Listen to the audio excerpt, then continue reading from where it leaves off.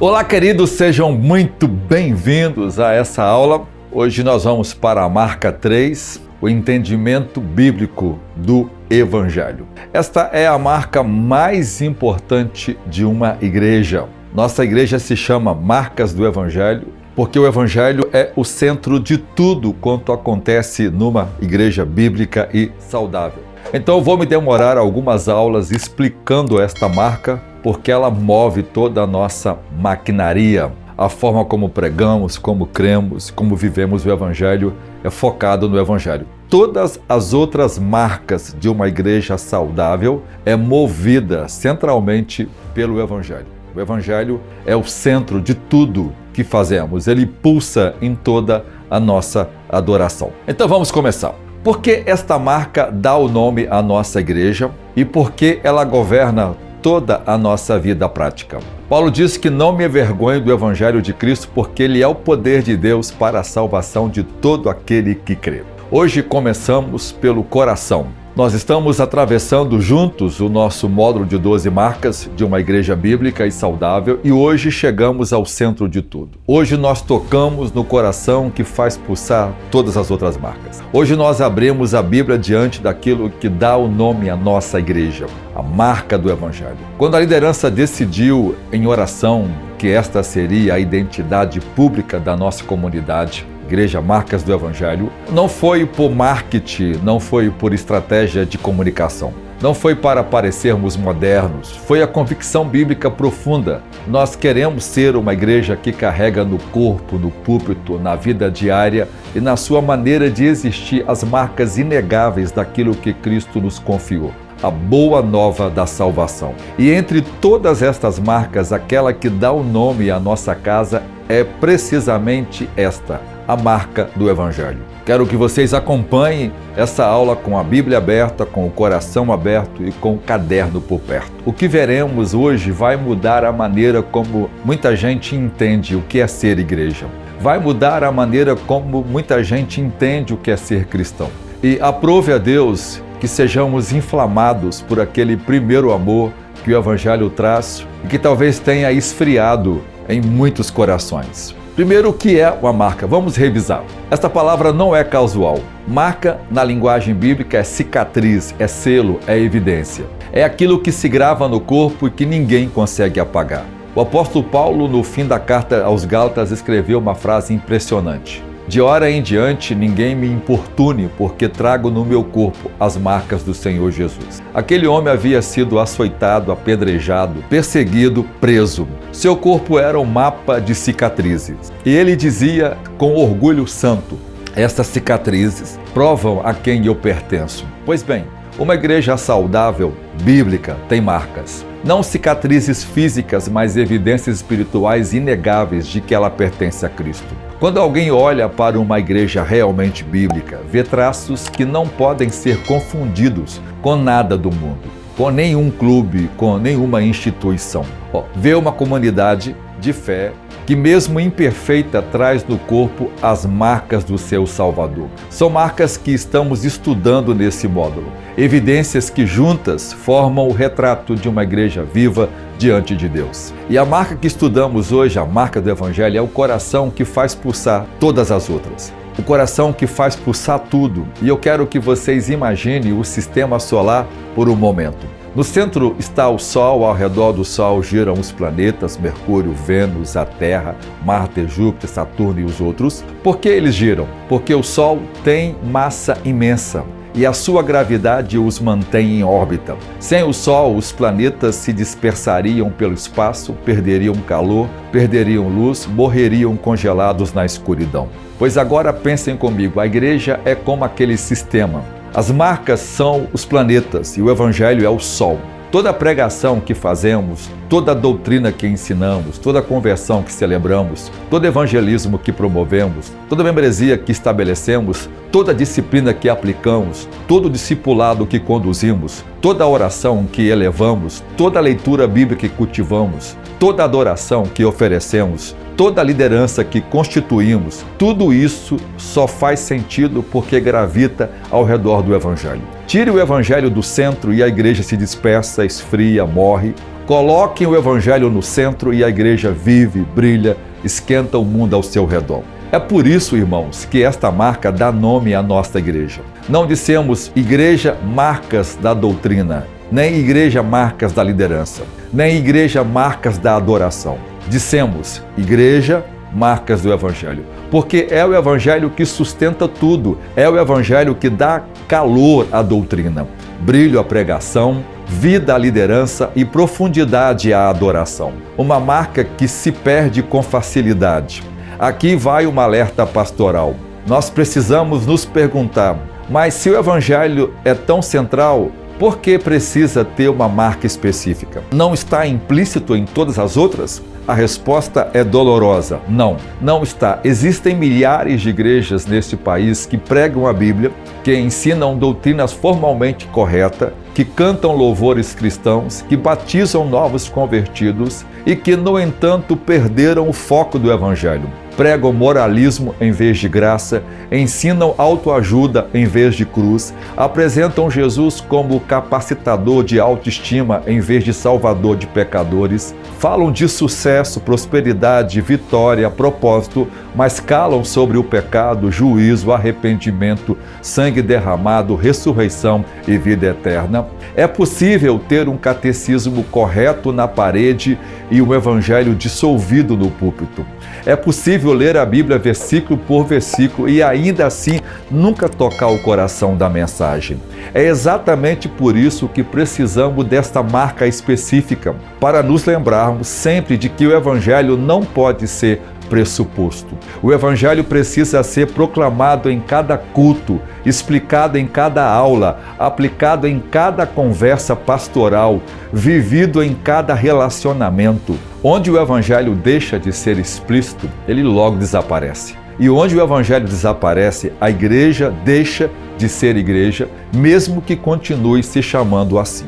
Na parte 2, o que é o Evangelho? A boa notícia em 4 atos. Não é um conselho, é notícia, irmãos. Antes de avançarmos, eu preciso desfazer uma confusão muito comum. Muitos cristãos, quando se perguntam o que é o Evangelho, respondem coisas assim: é o caminho para uma vida melhor, é o ensino de Jesus, é um conjunto de princípios morais, é a religião do amor. Tudo isso pode até ter algum elemento de verdade, mas nada disso é o Evangelho. A palavra Evangelho, no original grego do Novo Testamento, significa boa notícia. Não boa estratégia, não bom conselho, não bom exemplo, mas boa notícia. É uma notícia, é o anúncio de algo que aconteceu fora de nós, antes de nós e independente de nós. Quando o noticiário diz houve um terremoto no Japão, isso é uma notícia. Você não escolhe se ocorreu ou não, o fato aconteceu. Você é informado, pois o Evangelho é assim, é o anúncio de algo que aconteceu na história, na cidade de Jerusalém, num dia específico, por volta do ano 30 da nossa era. Aconteceu fora de nós, antes de nós, mas tem consequências eternas para todo aquele que crê e responde a essa notícia. Ouçam como resume o apóstolo Paulo o Evangelho com palavras de fogo. Cristo morreu pelos nossos pecados, segundo as Escrituras, e foi sepultado e ressuscitou ao 3º dia, segundo as Escrituras. 3 fatos históricos: a morte substitutiva, o sepultamento confirmatório, a ressurreição vitoriosa. Tirem qualquer um dos 3 e não resta evangelho. Acrescentem qualquer outra coisa como condição e será estragado o evangelho. É notícia, é boa notícia. Os 4 atos da boa notícia para entendermos o evangelho em sua plenitude. Precisamos vê-lo desenrolar em 4 atos como uma peça de teatro divino. Cada ato responde a uma pergunta vital. Então vamos juntos. O ato 1. Quem é Deus? Tudo começa com Deus. Não com o homem, não com o pecado, não com a salvação. Começa com Deus, porque Ele é o protagonista de toda a história. E quem é este Deus? A Bíblia nos apresenta um Deus que é simultaneamente santo, justo, soberano, fiel e amoroso. Ele criou todas as coisas pela palavra do seu poder, ele governa todas as coisas pelo seu sopro, ele sustenta todas as coisas pela sua misericórdia. Mas atenção, não podemos perder de vista um atributo que o mundo moderno detesta lembrar. Esse Deus é santo, a santidade dele significa que ele é absolutamente puro, totalmente separado do pecado e infinitamente justo. Ele não pode olhar para o mal sem se opor a ele. Ele não pode tolerar a injustiça. Ele não pode ignorar a rebeldia. Como Deus, santo que é, ele necessariamente julga o pecado. Não porque seja cruel, mas porque seria injusto se não o fizesse. Se você esquece a santidade de Deus, você nunca vai entender o Evangelho. Porque o Evangelho é a resposta de Deus para o problema da sua santidade contra a nossa pecaminosidade. Sem santidade não há juízo, sem juízo não há necessidade de salvação. E sem necessidade de salvação não há evangelho. Só haveria um conselho amigável. O ato 2. Quem somos nós? O segundo ato responde: e nós? Quem somos diante desse Deus santo? A Bíblia também nos responde com clareza dolorosa. Fomos criados à imagem e semelhança de Deus, com dignidade, propósito e capacidade de comunhão com o Criador.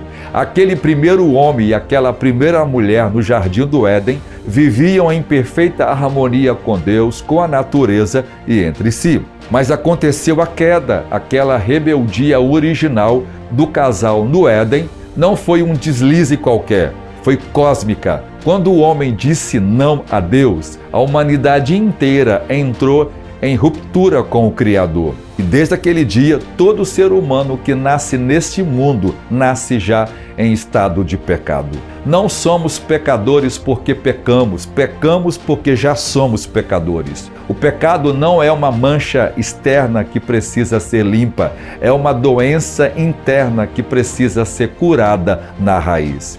Quais as consequências? 3 mortes. Morte espiritual imediata, separação da comunhão com Deus, morte física progressiva, o corpo envelhece e morre. Morte eterna, a separação definitiva de Deus para os que não forem redimidos. E entre essas 3, o pior não é o câncer, não é a crise, não é o desemprego. O pior é morrer separado de Deus para sempre.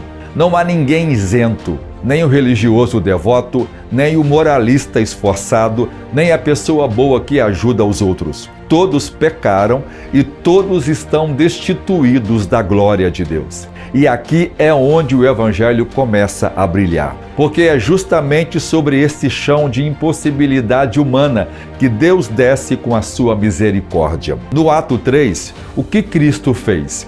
Eis que aqui entra em cena o terceiro ato, o ato central, o ato que muda tudo, o ato que faz com que esta história deixe de ser tragédia e se torne boa notícia. Cristo fez o que nós não podíamos fazer. Cristo pagou o que nós não podíamos pagar. Cristo deu o que nós não podíamos dar. O Filho eterno de Deus, plenamente Deus, tornou-se também plenamente homem, encarnou no ventre de uma virgem, nasceu numa manjedoura humilde, cresceu como filho de carpinteiro, andou pelas estradas empoeiradas da Galileia e em cada passo da sua vida viveu perfeitamente a vida que nós deveríamos ter vivido. Ele cumpriu a lei, honrou ao Pai, amou os pecadores, resistiu a toda a tentação, foi sem mancha, sem culpa, sem pecado. Por quê? Porque ele veio para ser nosso substituto. Veio para morrer a morte que nós deveríamos morrer. Naquela cruz romana, fora dos muros de Jerusalém, numa sexta-feira de pesadelo cósmico, o Filho de Deus tomou sobre si todos os pecados de todos os que nele crerem.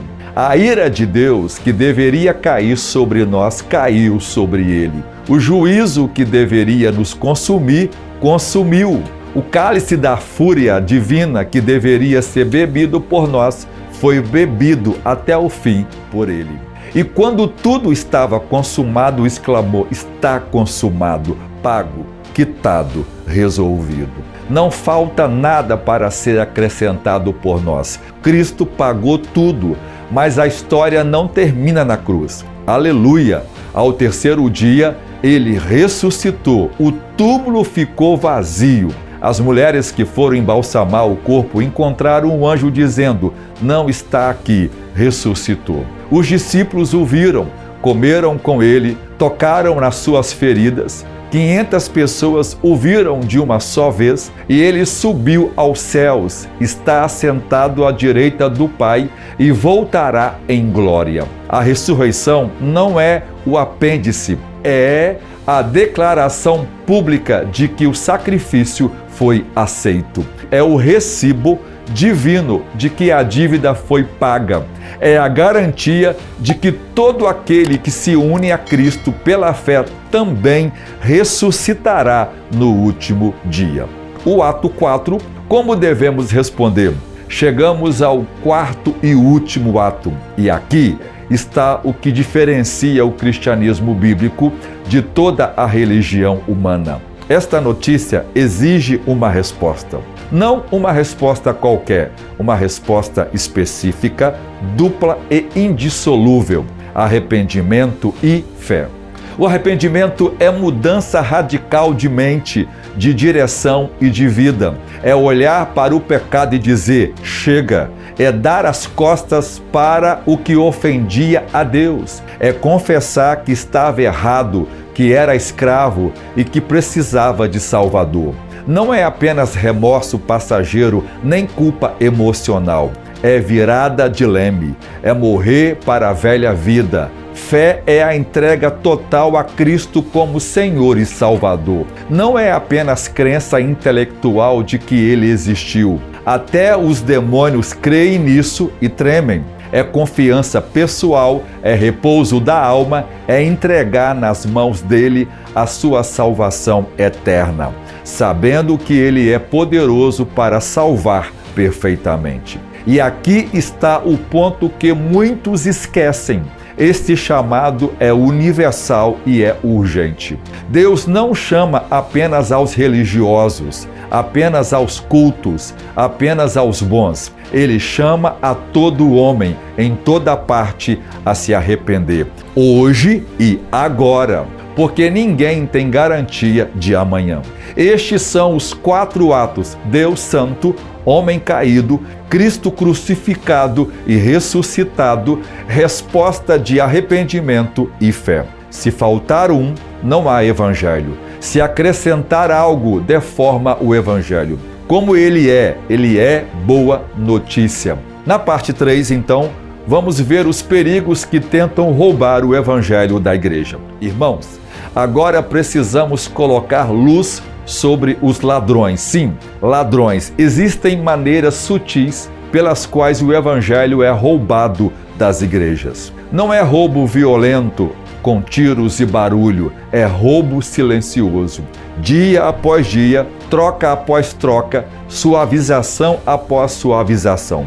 Quando a igreja desperta, o evangelho já não está mais no centro, foi substituído por outras coisas. Quero apresentar a vocês 4 desses ladrões para que aprendamos a reconhecê-los e fechemos as portas a eles. O primeiro ladrão é o evangelho como aditivo.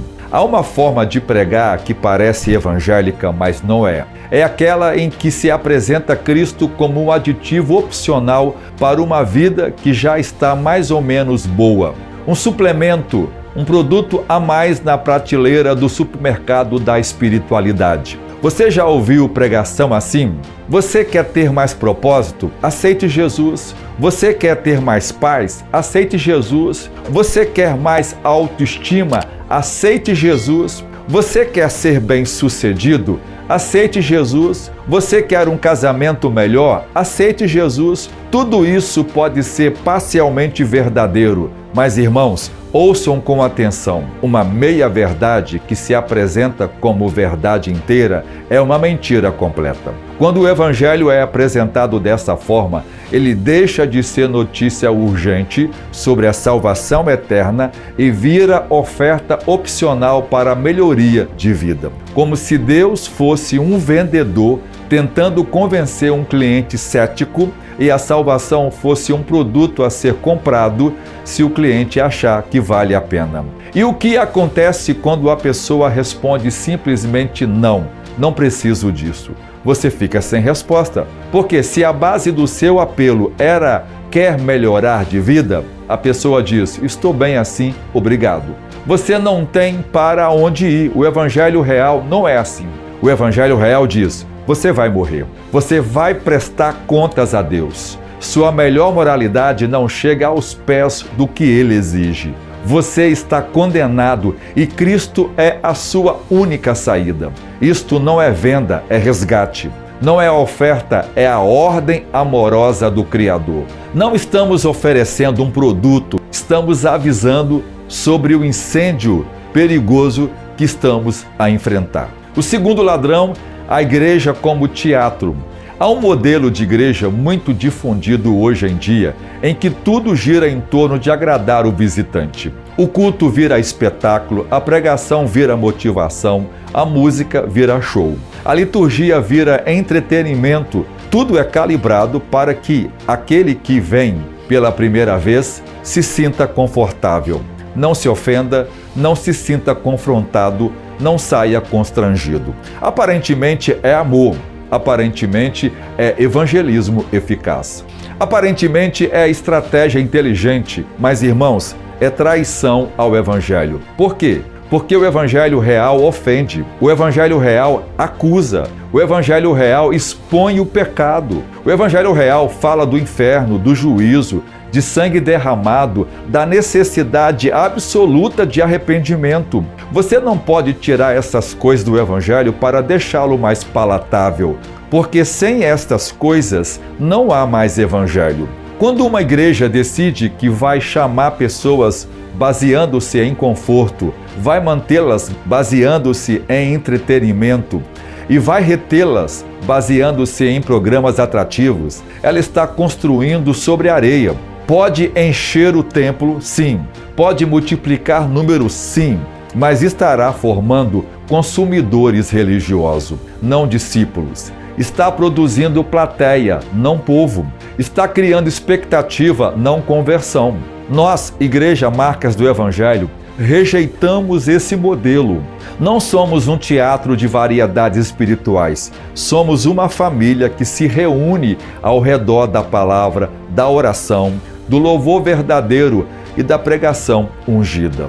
Os visitantes são bem-vindos, recebidos com amor, integrados com cuidado, mas o nosso culto é primariamente para o povo de Deus e a nossa pregação é a palavra inteira, do Gênesis ao Apocalipse, sem suavizações. O terceiro ladrão, os hipócritas do Evangelho. Este é talvez o ladrão mais sutil de todos e o mais perigoso, aquele que mora dentro do próprio templo. São pessoas que frequentam a igreja há anos, conhecem os hinos, sabem os clichês evangélicos, vão aos cultos, dizimam, participam de eventos, cumprimentam o pastor com um sorriso largo, aparentemente são cristãos, apresentam-se como cristãos. Talvez até morram pensando que são cristãos, mas nunca foram regenerados. Nunca passaram pela porta estreita, nunca se arrependeram de verdade e nunca confiaram em Cristo de coração.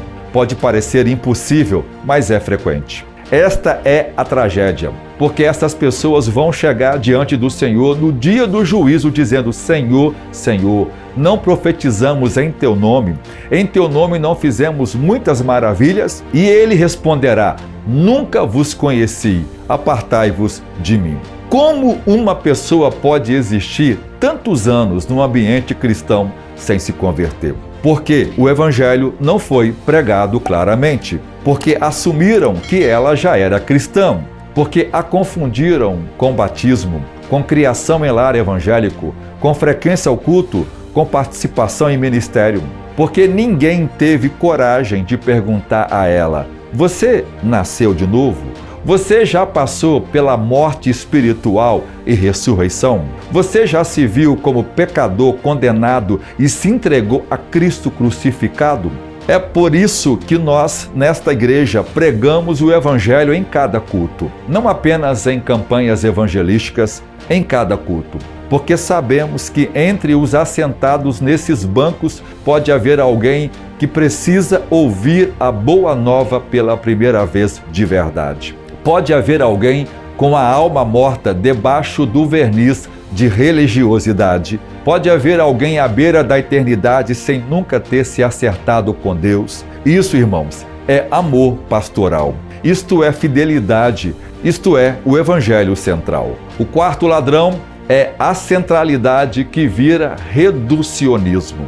E aqui vai um quarto perigo, mais sutil ainda, e que pode atingir até as melhores intenções. É possível enfatizar tanto o Evangelho que se acabe descartando como secundário tudo o mais. É possível dizer só o Evangelho importa e, com isto, na prática, abandonar a doutrina da Trindade, a inerrância das Escrituras, a santidade da vida, a estrutura bíblica da igreja, a oração, a disciplina, o jejum, a leitura sistemática, a escatologia e a liderança ordenada. Cuidado, irmãos, o Evangelho é central, mas não é solitário. Ele é o Sol, mas precisa do sistema solar inteiro para que haja sistema. Se você diz, só importa o Evangelho, e por isso negligencia o bom ensino da doutrina, você acaba destruindo o próprio Evangelho. Porque o Evangelho é a obra do Pai que envia,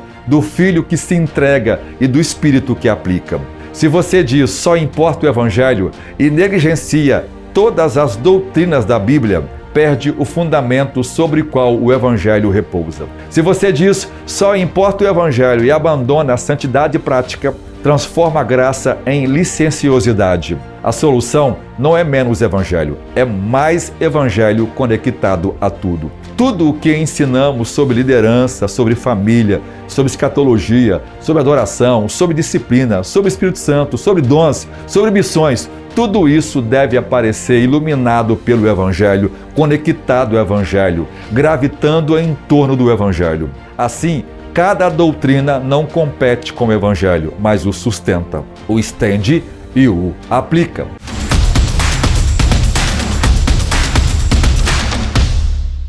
Muito bem, irmãos, chegamos agora no momento que nós iremos entrevistar um casal da nossa igreja. Gostaria então que os irmãos, por favor, se apresentassem. Pai do Senhor, irmãos, eu sou o evangelista Gladstone. A paz do Senhor, irmãos, eu sou a irmã Karina Mendes. Nós somos pais da Ana Luísa, da Laura, da Mariana e do Daniel. Irmãos, então a primeira pergunta é: como foi assim o primeiro contato de vocês com a nossa igreja? E o que motivou vocês a que tornasse a nossa igreja a casa espiritual da vossa família? Então, pastor, o nosso primeiro contato com a igreja, eu lembro o primeiro culto que eu e Karina, nós estivemos aqui presentes. Eram duas famílias que a gente conhecia, que fazia parte aqui do ministério e que nos convidou para fazer uma visita aqui.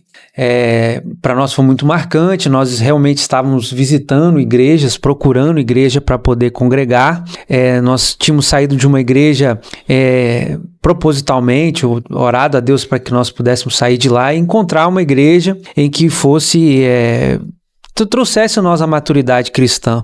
Então nós estávamos no processo de visitação de igreja, essas duas famílias nos convidaram e eu me recordo, do primeiro culto que a gente participou, a gente não sabia do horário, e aí a gente só tinha bancos na primeira fileira, a gente já chegou, o sermão já tinha começado, os irmãos colocou a gente lá na frente. Todo o culto, a organização do culto, o temor das pessoas pelo culto, a pregação, mostrando o quão era pecador cada um de nós, tudo isso nos chamou a atenção, porque nós viemos de uma prática cristã que isso não era feito.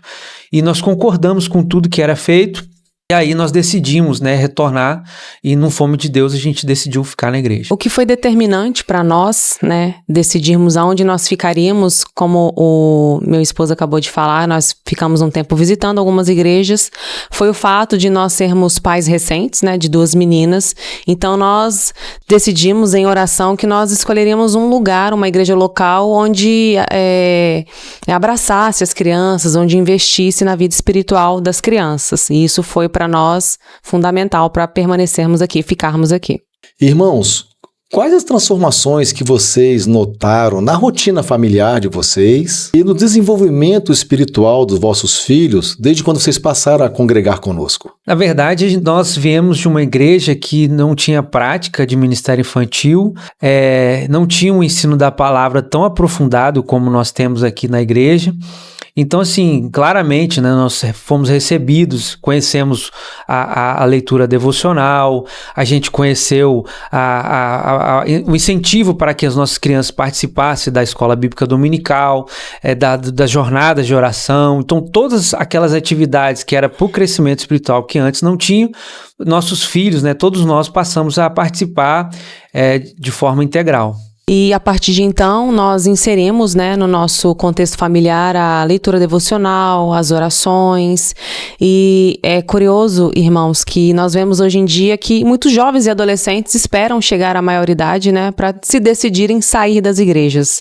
E hoje, graças a Deus, através da oração e da leitura devocional, da participação dos cultos, nós vemos como que as nossas crianças, os nossos filhos, né, eles têm as próprias experiências deles com Deus.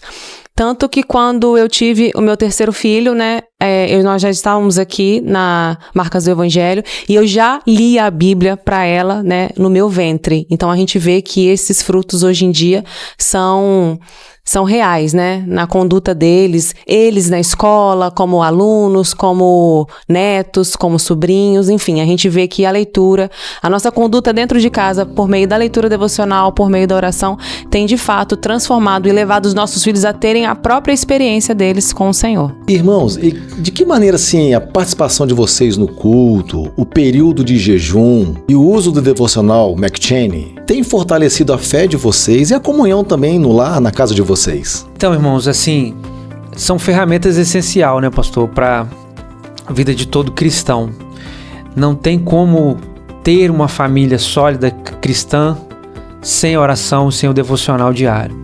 Então, assim, é essencial, né, quando a gente sente alguma coisa, algum sentimento ruim querendo entrar, algum pecado querendo entrar dentro das nossas casas, a gente se dedicar ainda mais dentro de casa com os nossos filhos, através dessas ferramentas gloriosas que Deus, né, nos incentiva com o Espírito Santo, né, e aqui com os nossos pastores nos incentivando ainda mais com a Bíblia McCheyne a nós fazermos isso. Então, assim, é um momento glorioso você poder sentar com os filhos e confrontá-los com amor, né, nos seus pecados, nas emoções que não devem entrar no coração. Nós temos aprendido, irmãos, desde que chegamos aqui, que não existe uma separação entre a sua vida religiosa e a sua vida familiar, ou a sua vida acadêmica e a sua vida profissional. E nós não tínhamos a prática, de fato, aplicar a palavra, a oração e o jejum na nossa vida cotidiana. E quando nós aprendemos, através dos cultos, das jornadas de oração, quando a gente fala que a gente fica 5 horas aqui orando, as pessoas acham, né, perguntam como é possível, é possível. Então isso nos leva a tornar essas práticas hábitos da nossa vida cotidiana, quando eu, por exemplo, como dona de casa, do lar, com os meus filhos, quando eu estou preparando o almoço, quando eu estou levando para a escola, aplicar de fato aquilo que nós aprendemos na palavra de Deus com os nossos filhos e também no nosso casamento. Irmãos, e para finalizarmos, vocês poderiam então compartilhar com a gente assim, um testemunho ou uma experiência marcante vivida aqui na igreja que tem edificado a vida de vocês e também da nossa igreja? Então, pastor, igreja, são muitas experiências vividas, né? Nós chegamos aqui em 2015, faz bastante tempo. E quando nós saímos da igreja anterior que nós estávamos, eu e Karina, nós casamos no cartório e nós sentimos que nós íamos sair daquela igreja, que não era o lugar onde nós queríamos fazer a nossa cerimônia religiosa. Então, quando nós começamos a visitar a igreja, nós sabíamos que a igreja que nós escolhêssemos, né, era onde nós iríamos firmar a nossa vida e a nossa família. E aí isso aconteceu, né?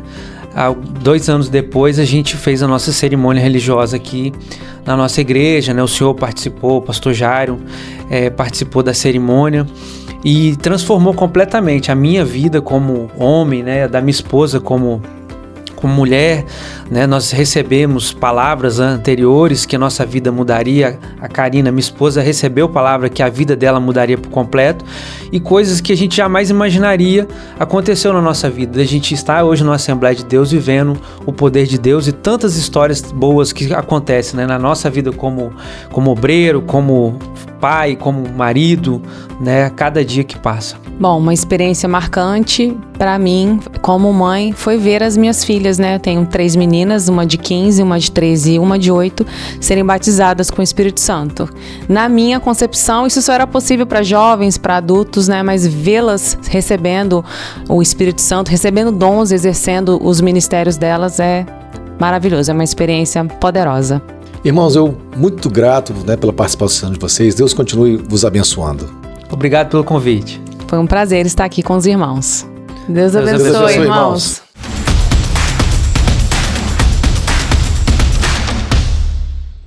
Agora, irmãos, chegamos à parte mais prática desta aula. Vocês já entenderam o que é o Evangelho. Já viram quais são os ladrões que tentam roubá-lo.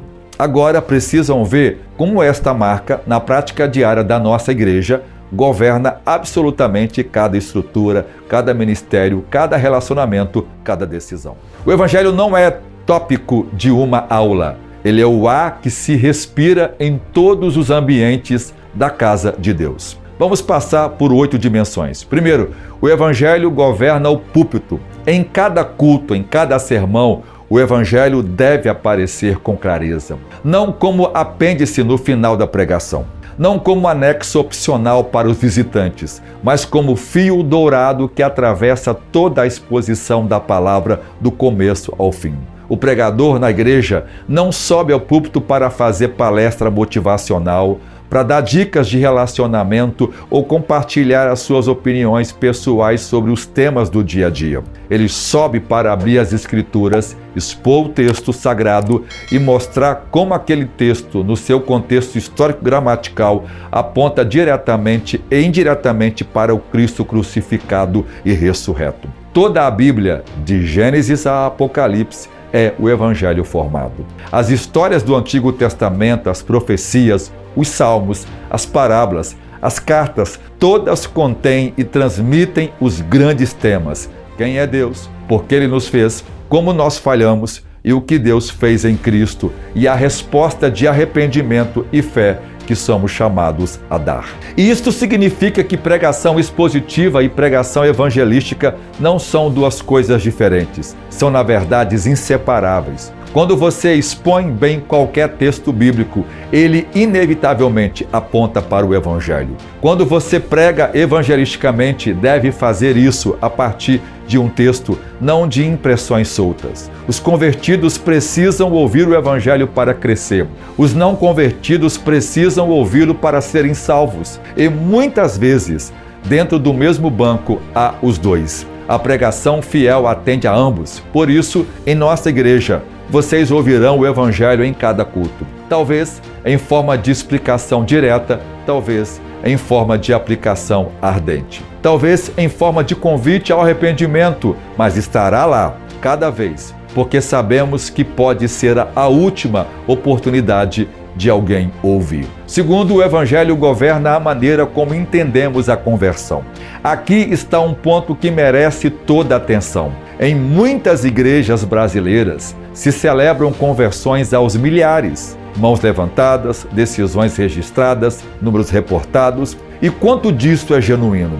Quantas pessoas realmente continuam firmes após os 6 meses? Quantas frequentam? Quantas tiveram as suas vidas realmente transformadas? A conversão bíblica não é somente euforia, não é somente repetir uma oração padronizada após a pregação. Não é simplesmente assinar um cartão de decisão. Não é simplesmente frequentar a igreja por um tempo. A conversão bíblica é morte e ressurreição da alma. É o pecador que, capacitado pela graça preveniente do Espírito Santo, responde com arrependimento profundo e fé entregue ao chamado de Cristo e nasce de novo. Aqui é importante que entendamos a nossa posição doutrinária com clareza. Cremos que o homem caído não tem capacidade própria de buscar a Deus. Está morto em delitos e pecados, escravo, cego.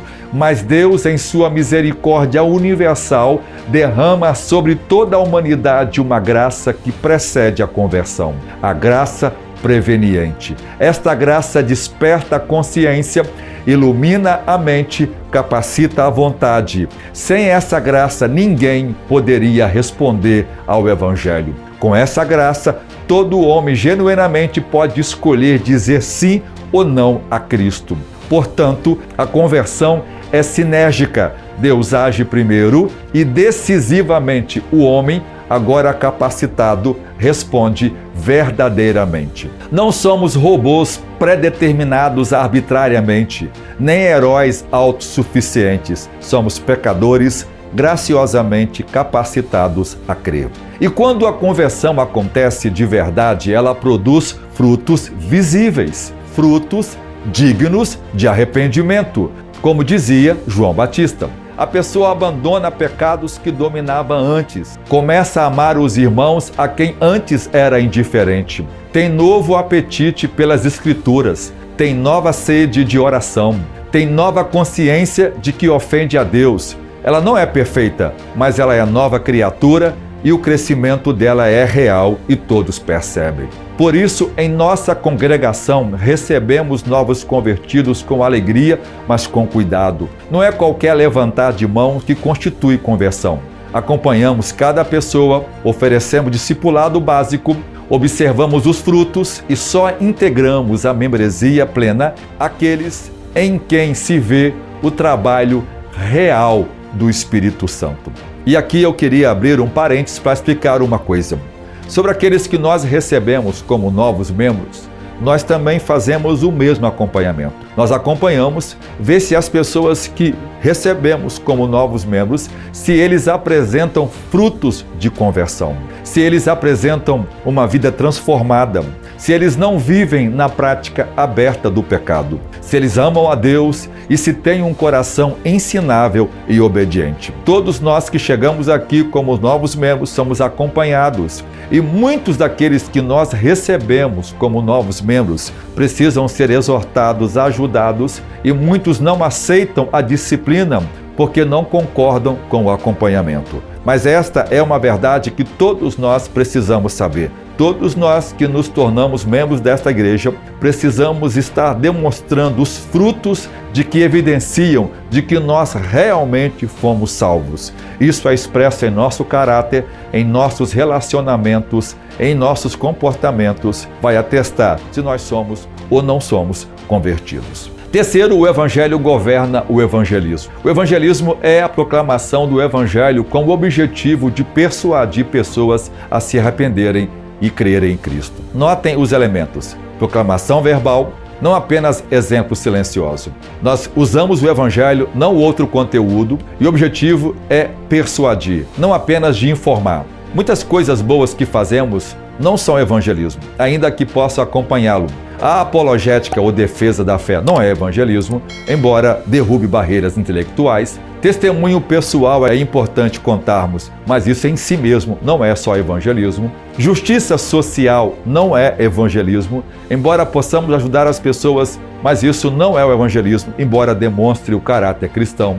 Ajudar as pessoas em muitas coisas é muito legal, mas não é evangelismo. Decorar um ambiente de uma empresa com o nome de Jesus não é evangelismo. Mas se você não disser às pessoas de que elas precisam se arrepender de seus pecados, de que Jesus morreu pelos pecadores e ressuscitou para nos justificar, sem essa proclamação verbal pode haver boa intenção, gentileza, serviço, mas não há evangelismo. Como diz a Escritura, a fé vem pelo ouvir.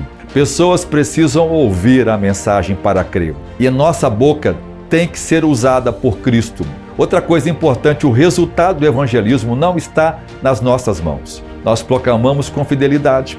Deus produz a conversão de forma soberana. Não somos vendedores tentando fechar negócio. Somos arautos do Rei, anunciando a sua mensagem e deixando fazer a obra que só Ele pode fazer. Isso nos liberta da pressão de manipular, na tentação de exagerar, do desespero quando alguém não responde imediatamente. Em nossa igreja, treinamos cada membro a saber explicar o Evangelho com clareza, nas conversas no trabalho, na escola, na vizinhança, em casa, nos transportes públicos e mantemos um ministério estruturado de evangelismo. Saímos às ruas, em praças e pregamos no nosso trabalho de missões urbanas, porque cremos que o tempo é curto, o Senhor está vindo e cada alma é eterna. Quando pregamos, nós abordamos as pessoas pessoalmente, oferecemos a elas o Evangelho de Jesus Cristo e apresentamos exatamente esse plano, que cada um de nós precisamos nos arrepender e confiar em Jesus para ser salvo. Quarto, o Evangelho governa quem pertence à igreja. A membresia é um tema central na vida da nossa igreja, porque pertencer ao corpo de Cristo é coisa séria. Quando o Evangelho está no centro, a membresia é entendida em sua dignidade bíblica. Não é mero cadastro, não é estatística, não é nome em planilha, é aliança santa. É compromisso pactual, é declaração visível de que esta pessoa pertence verdadeiramente ao reino de Cristo. Por que dizemos isso? Porque quem creu no Evangelho passou da morte para a vida, foi transferido do reino das trevas para o reino do Filho do Amado, foi adotado como filho do Pai e foi feito parte do corpo de Cristo, do qual ele é a cabeça. Tudo isso pede expressão visível, comunitária, comprometida. E esta expressão é a membresia significativa numa igreja local específica. Quando o Evangelho é diluído, a membresia esvazia. Por que se comprometer com pessoas se a fé é meramente individual? Por que prestar contas se Cristo é apenas opção? Por que perdoar, suportar, exortar, amar, se podemos simplesmente trocar de igreja quando ficamos descontentes? A perda da membresia significativa nas igrejas modernas é fruto direto da perda do Evangelho como força modeladora da comunidade. Em nossa congregação, levamos a membresia com a seriedade que merece. Temos a classe de novos membros que estamos nela, com todo esse ensino básico. Temos a entrevista pastoral, há uma cerimônia solene de recepção, com voto público diante da igreja e há acompanhamento contínuo. Há o nosso pacto eclesial, um compromisso assinado diante de Deus e dos irmãos, em que cada membro afirma que vai amar, servir, suportar, perdoar, contribuir, testemunhar e submeter-se à liderança espiritual. Isto não é burocracia, irmãos. É o reflexo do Evangelho. Deus nos selou com o seu Espírito. Nós selamos nosso compromisso com a comunidade. Cristo se entregou por sua noiva e nós nos entregamos uns pelos outros. O Evangelho cria povo, não plateia. 5. O Evangelho governa a disciplina. A disciplina eclesiástica é um tema do qual muitas igrejas fugiram. É tido como anti-amor, como severidade desnecessária, como coisa de igreja antiga. Mas, na verdade, irmãos, disciplina bíblica é evangelho em ação. Pensem comigo, em Cristo, Deus não nos deixou em nosso pecado. Ele veio atrás de nós quando estávamos perdidos. Respondeu-nos quando estávamos em rebeldia. Confrontou-nos quando estávamos em ilusão. Restaurou-nos quando nos arrependemos. Pois bem, assim como ele agiu conosco, assim somos chamados a agir com os nossos irmãos. Não os deixar em seus pecados, não fingir que não vemos, não tolerar em nome de uma falsa paz. Quando o irmão cai em pecado escandaloso ou persistente, o caminho bíblico é claro. Elas precisam ser chamadas e confrontadas a abandonar sua prática pecaminosa, porque a conduta pecaminosa dela acaba comprometendo a reputação de toda a comunidade cristã. Se a pessoa não atender ao confronto para o arrependimento, ela vai precisar ser afastada da comunhão da igreja. Notem, a disciplina bíblica não é punição vingativa. É a busca apaixonada do irmão pródigo. É como o pai daquela parábola que correu ao encontro do filho que voltava. Assim a igreja corre ao encontro do irmão errante. E quando há arrependimento genuíno, há restauração plena, perdão completo, alegria na comunidade. Sem rancho, sem cobrança, sem revanche, só graça vivida. Onde a igreja não disciplina, o pecado fermenta, contamina o corpo, mancha o testemunho. Onde a igreja disciplina amorosamente a preservação da pureza, alerta salutar aos demais e muitas vezes recuperação do próprio pecador. Pode parecer duro à primeira vista, mas é o amor mais profundo e mais difícil que existe. E é uma prática doutrinária ensinada e exigida pelas Escrituras. Em sexto, o Evangelho governa o discipulado. Aqui está uma das verdades mais libertadoras que vocês precisam ouvir. O cristão não gradua do Evangelho. Não há nível avançado em que o Evangelho fique para trás e se passe para outras pessoas. O Evangelho é o ABC e também é o AZ. É a porta de entrada e o oxigênio diário. É a justificação inicial e também o combustível da santificação progressiva. O que isso significa na prática? Que cada pecado seu, irmão, é tratado pelo Evangelho. Não pela autoajuda, não pela disciplina apenas, não pela força de vontade, mas pela aplicação fresca do perdão e do poder de Cristo. Quando você cair, não corra para ocultar, corra para a cruz. Confesse, receba perdão, levante-se pela graça.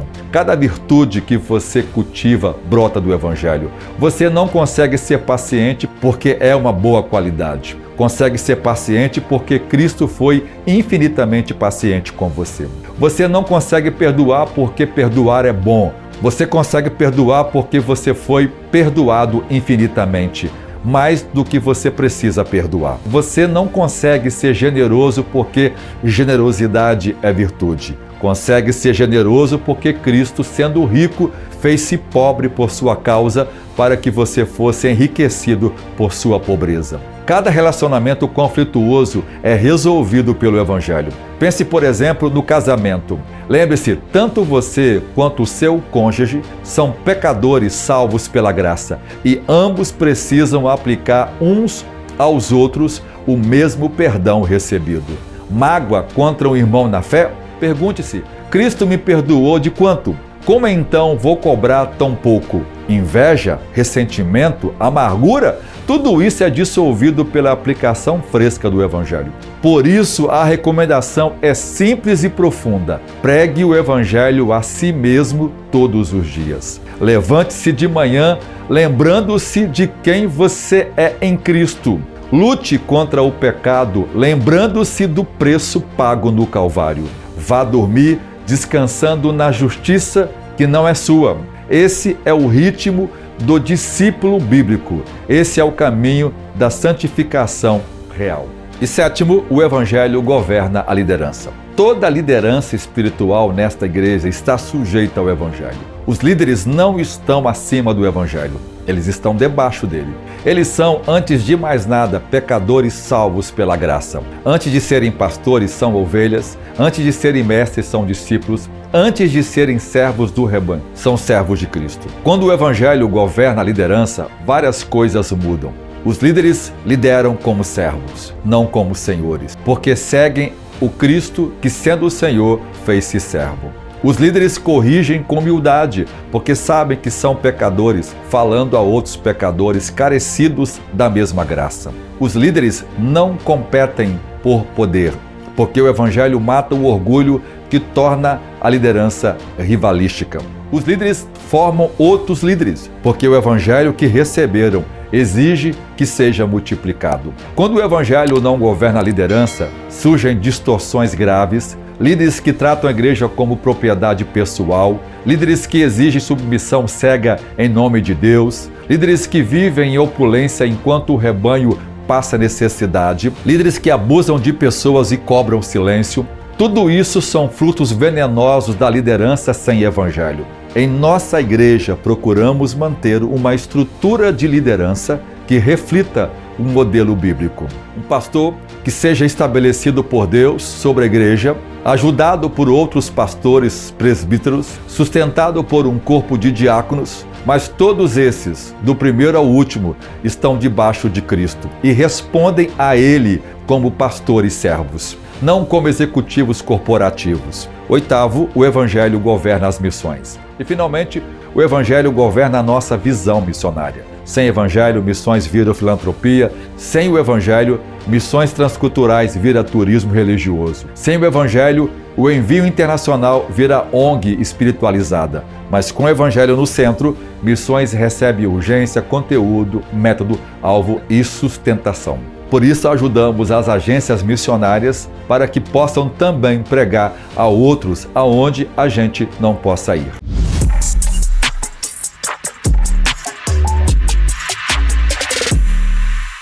E agora chegamos ao momento muito especial dessa aula, o momento em que cada um de nós é convidado pelo Espírito Santo a contribuir no reino de Deus. E você que me ouve agora tem a oportunidade de parar tudo que você estiver fazendo, olhar aqui agora os meios de contribuição que aparecem na sua tela e contribuir para que essa obra avance. Deus conta com você para o avanço do seu reino e contribuir é uma honra. O apóstolo Paulo, na segunda carta aos Coríntios, capítulo 9, verso 7, diz que não devemos contribuir como por necessidade nem com tristeza, mas Deus ama aquele que dá com alegria. Quem dá com alegria é uma resposta em gratidão, reconhecendo que tudo que temos, nossa saúde, nosso patrimônio, nossa família, tudo que temos de bom, toda boa dádiva, vem do alto, do Pai das luzes, é o Senhor que te abençoou. E nós trazemos as ofertas reconhecendo que tudo é dele. É um ato de adoração, então pare o que estiver fazendo e seja abençoado você e sua casa. Deus abençoe.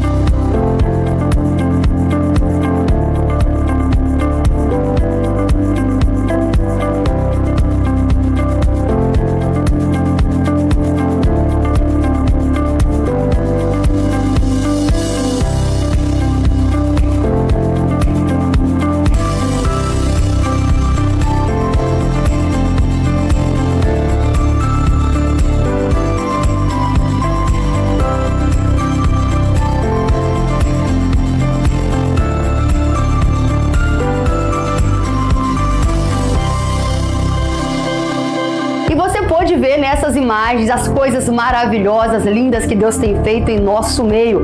Quantas vidas sendo abençoadas por este espaço. E é pensando nisso que eu te convido agora para ter o privilégio de participar da nossa campanha dos 1000 Valentes. Campanha onde 1000 pessoas motivadas pela fé serão desafiadas a contribuir de forma mais sistemática, parcelada, para que nós venhamos a adquirir esse espaço que você conheceu. E nós te convidamos a fazer um voto com o Senhor. Fale a Deus qual é a sua necessidade, aquilo que você tem buscado diante de Deus. Se comprometa, e eu tenho certeza que o nosso Deus é um Deus de milagre, Deus de resposta. Ele vai aceitar o seu desafio. E nós sabemos que a fé honra a Deus e Deus honra a fé. Faça parte desses 1000 valentes que terão seus nomes nos memoriais da fé, que contribuíram para que essa realidade acontecesse no nosso tempo e na nossa geração. Deus fará, nós não temos dúvida, mas que privilégio, hein? Se o meu nome e o seu constar nessa grande obra.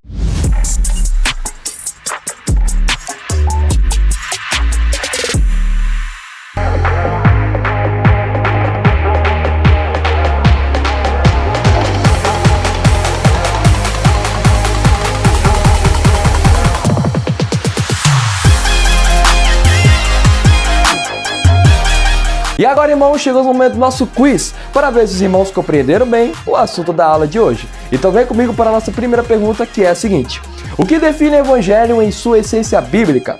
A. Um conjunto de princípios morais e espirituais. B. Uma notícia sobre a obra redentora de Cristo. C. Um chamado à mudança de vida pessoal. Ou D. Um sistema religioso baseado em práticas espirituais. Tempo na tela!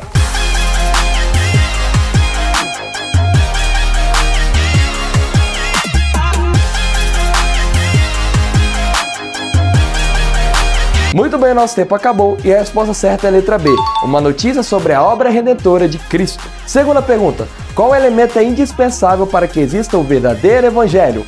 A tradição histórica acumulada pela igreja. B, a experiência emocional vivida no culto. C, a participação ativa na comunidade cristã. Ou D, a morte e ressurreição de Cristo. Vamos lá, tempo na tela.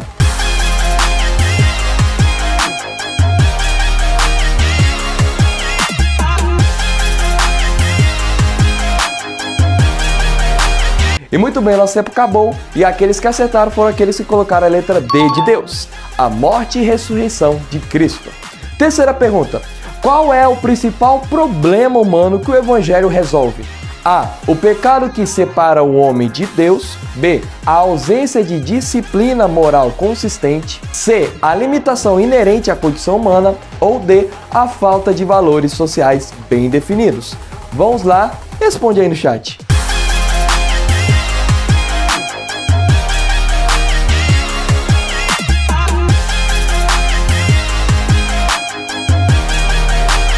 Muito bem, espero que tenha respondido no chat e tenha lotado com a letra A, que é a resposta correta. O pecado que separa o homem de Deus. Quarta pergunta. O que caracteriza uma resposta genuína ao Evangelho? A, o interesse crescente pelo estudo bíblico. B, a frequência regular nas reuniões da igreja. C, o envolvimento constante em atividades cristãs. Ou D, o arrependimento e fé em Cristo. Vamos lá, você já sabe.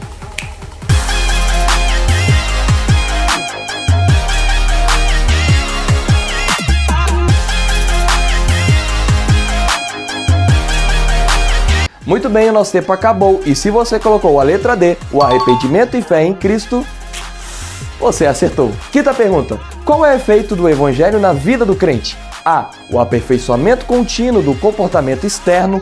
B, a transformação interior que gera nova vida em Cristo. C, o reconhecimento progressivo dentro da comunidade cristã.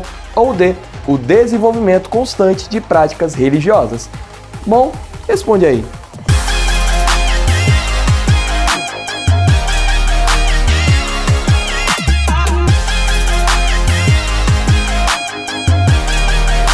E muito bem, espero que tenham respondido. E se você colocou a letra C, o reconhecimento progressivo dentro da comunidade cristã, eu sinto lhe dizer que você errou, porque na verdade a resposta correta é a letra B, a transformação interior que gera nova vida em Cristo. E foi isso, irmãos, esse foi o nosso quiz de hoje. Espero que vocês tenham compreendido um pouco mais do assunto. E é isso, fiquem na paz e tchau!